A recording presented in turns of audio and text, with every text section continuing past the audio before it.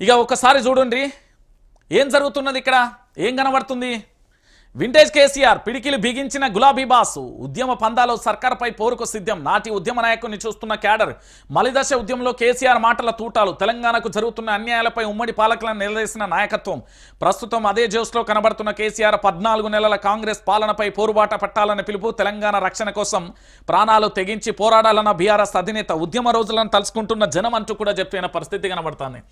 ఎంతో కష్టపడి ఎన్నో ఏళ్ల పాటు ఉద్యమాలు చేసి పోరాడితే తెలంగాణ వచ్చింది. ఈ 10 ఏళ్లలో ఎంతో శ్రమించి అన్ని రంగాలలో అభివృద్ధి చేసి రాష్ట్రాన్ని గాడిలో పెట్టాం. దేశంలోనే అభివృద్ధి సంక్షేమంలో తెలంగాణను అగ్రభాగాన నింపినాం. కానీ కాంగ్రెస్ ప్రభుత్వం 14 నెలల్లో తెలంగాణ నాశనం చేసి ప్రజలను అరిగోస పెడుతుంది. తెలంగాణ వచ్చిన 6-7 నెలల్లోనే ప్రజలకు 24 గంటల కరెంటు సరఫరా చేస్తాం. పెద్ద పెద్ద సిఫాయిలాగా భావించే కాంగ్రెస్ వాళ్ళు గతంలో ఆ పని ఎందుకు చేయలేకపోయారు? మీకు ముఖ్యమంత్రి మంత్రి పదవులు ఎందుకు? 10 మందికి మేలు చేయడానిక లేక తమాషా చేయడానిక?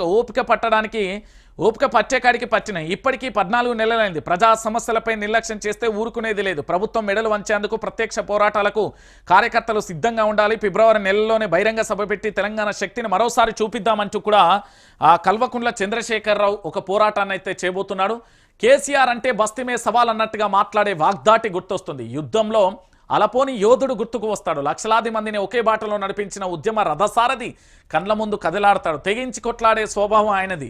పిడికిలి బిగించి ఔర్ ఏక్ దాక్ మారనే ఏంది వ్యవహారం ఆయనది. మలిదశ తెలంగాణ ఉద్యమంలో తను ఫైటర్. బలమైన కేంద్ర రాష్ట్ర ప్రభుత్వాలను ఎదుర్కొన్న బక్కపలచని మనిషి కేసీఆర్. ఆయన మాటలలో చెప్పాలంటే దుమ్ము రేగే వరకు కొట్లాడే అలవాటు నాకు. నా బతికే ఒక కొట్లాట, నేను ఫైటర్. ఇది ఆయన లక్ష్యం. ఎర్రవెల్లి నివాసంలో శుక్రవారం మాట్లాడిన విధానం ఆ వేటేజ్ కేసీఆర్ జ్ఞాపకం చేస్తుంది. ఆయనలోని ఫైటర్ను మరోసారి అందరికీ గుర్తు చేస్తారు. ఇక బీఆర్ఎస్ శ్రేణులు కోరుకుంటున్న కేసీఆర్ మళ్ళీ వచ్చాడు అన్నట్లుగా మాట్లాడుతున్నారు. ఇదే సందర్భంగా కేసీఆర్ ప్రకటించిన ఈ నెలాఖరులో పెట్టబోయే భారీ బహిరంగ సభ ఎలా ఉంటుందనే ఆసక్తి కూడా యావత్తు తెలంగాణ ప్రాంత ప్రజలలో కూడా నెలకొన్న పరిస్థితి కనబడుతుంది. సో మొత్తానికి ఇక్కడ జరిగే అంశం ఏంటంటే కల్వకుంట్ల చంద్రశేఖరరావు తెలంగాణ ఉద్యమ రథసారథి. 2001 నుంచి 2014 వరకు తెలంగాణ రాష్ట్రంలో నిరాటకంకంగా నిర్విరామంగా తెలంగాణ ఉద్యమం కోసం పరితపించి తెలంగాణ రాష్ట్రాన్ని తీసుకొచ్చిన ఫైటర్.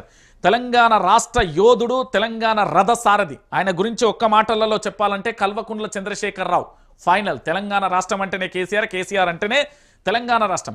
అలాంటి కేసీఆర్ మళ్ళొక్కసారి ఉద్యమాన్ని అందుకోబోతే ఈసారి ఎలా ఉంటుంది? అప్పటికే పూర్తి స్థాయిలో కూడా రాజకీయంగా 14 సంవత్సరాల అధికారంలో దూరం ఉండి పోరాటం చేసింది. ఇప్పుడు 10 సంవత్సరాలు పూర్తి స్థాయిలో పోరాటం అనేది ఉధృతంగా ఉన్న పరిస్థితి కనబడుతుంది.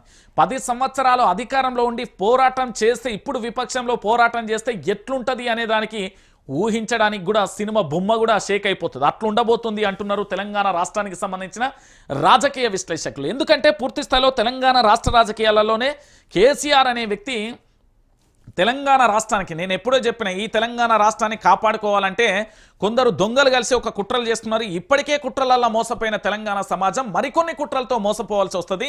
మీరు ఒక కంట కనిపెట్టుకుంటూ ఉండండి. ఇప్పుడున్న అధికార పార్టీ కాంగ్రెస్ పార్టీ అధికారంలో ఉన్నదా విపక్షంలో ఉన్నదా సెకండరీ, రెండూ కూడా పాత్రను పోషించేందుకు ఒక వ్యూహాన్ని అయితే అమలు చేసింది.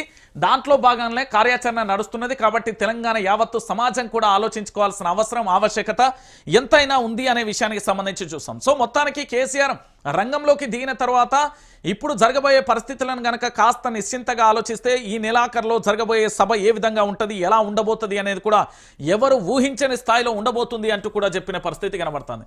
ఇక దీంతో పాటుగా అనురుద్ ఇక మరో భాము పొంగులేటి టార్గెట్గా పరోక్ష విమర్శలు. నేను ఏ ఫైల్ క్లియరెన్స్ కోసం వచ్చానో మంత్రి